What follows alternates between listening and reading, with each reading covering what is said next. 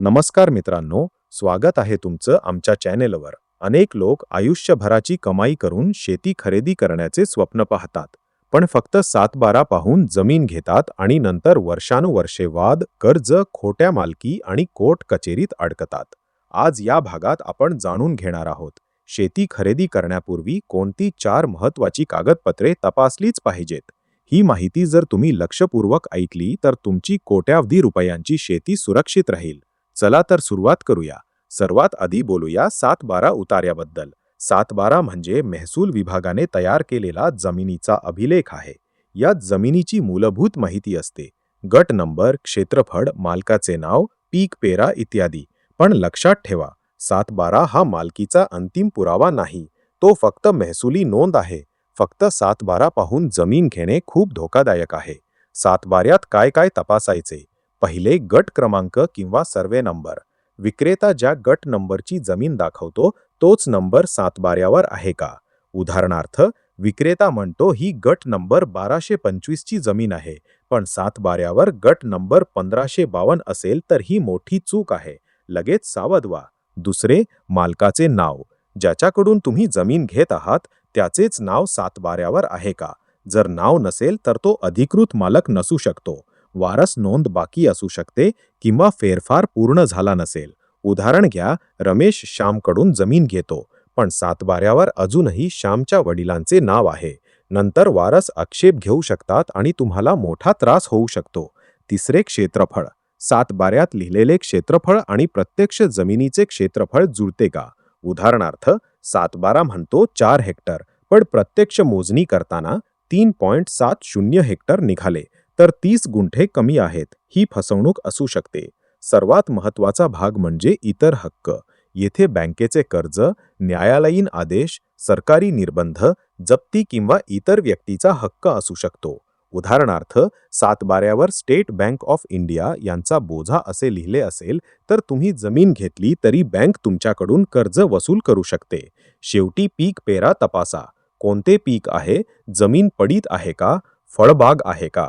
कधी-कधी प्रत्यक्ष जमीन आणि 7/12 यातील माहिती वेगळी असते. दुसरे महत्त्वाचे कागदपत्र म्हणजे 8अ उतारा. 8अ मध्ये त्या खातेदाराच्या नावावर असलेल्या सर्व जमिनींची माहिती असते. यातून मालकीची खरी पडताळणी करता येते. 8अ मध्ये खातेदाराचे नाव, खाते क्रमांक, एकूण जमीन आणि गट क्रमांक तपासा. उदाहरणार्थ, 7/12 वर नाव आहे, पण 8अ मध्ये त्या व्यक्तीचे नावच नाही. याचा अर्थ फेरफार बाकी आहे किंवा महसुली नोंदी पूर्ण झालेल्या नाहीत. दुसरे उदाहरण, विक्रेता म्हणतो माझ्याकडे 15 एकर जमीन आहे, पण 8अ मध्ये फक्त 5 एकर दाखवली आहे. याचा अर्थ तपासणी आवश्यक आहे. तिसरे, फेरफार नोंद. फेरफार म्हणजे जेव्हा जमिनीची मालकी बदलते तेव्हा महसूल विभागात नवीन नोंद केली जाते. फेरफार खरेदी खत, वारसा, बक्षीसपत्र, वाटणी किंवा न्यायालयीन आदेशाने होतो. फेरफार का तपासावा? कारण खरेदी खत खेळतेनींवर फेरफार मंजूर झाला नसेल तर 7/12वर अजूनही जुना मालक दाखवला जातो. उदाहरणार्थ, 2024 मध्ये जमीन विकली गेली, पण 2024 पर्यंत फेरफार मंजूर झाला नाही. नवीन खरेदीदार मोठ्या अडचणीत येऊ शकतो. फेरफारमध्ये फेरफार क्रमांक, मंजुरी तारीख, हरकती आल्या होत्या का आणि फेरफार अंतिम झाला का हे तपासा.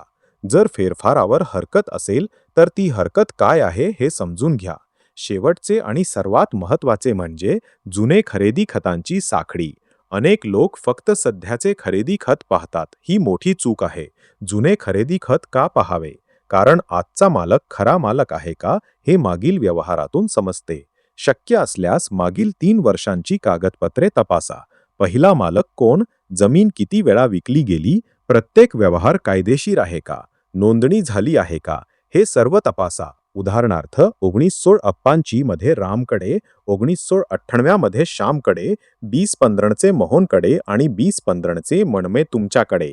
ही पूर्ण साखळी तपासा. दुसरे उदाहरण, 2005 मध्ये खोट्या व्यक्तीने बनावट खरेदी खत केले आणि नंतर अनेक व्यवहार झाले. शेवटी तुम्ही जमीन घेतली तर पहिल्या बनावट दस्ताव्यामुळे सर्व व्यवहार अवैध ठरू शकतात. मित्रांनो, जुने खरेदी खत, फेरफार नोंद, 8अ उतारा आणि 7/12 उतारा या चारही कागदपत्रांमधील माहिती एकमेकांशी जुळत असेल तर व्यवहार अधिक विश्वासार्ह मानला जाऊ शकतो. पण तरीही प्रत्यक्ष पाहणी, मोजणी, कर्ज तपासणी आणि न्यायालयीन वादांची पडताळणी करणे अत्यावश्यक आहे. आज आपण शेती खरेदीपूर्वी तपासायची 4 सर्वात महत्त्वाची कागदपत्रे सविस्तर समजून घेतली. पुढील भागात आपण बघणार आहोत शेतीवर बँकेचे कर्ज आहे का, बोजा कसा तपासायचा, एनओसी कधी आणि कसे घ्यायचे आणि इतर महत्त्वाच्या गोष्टी.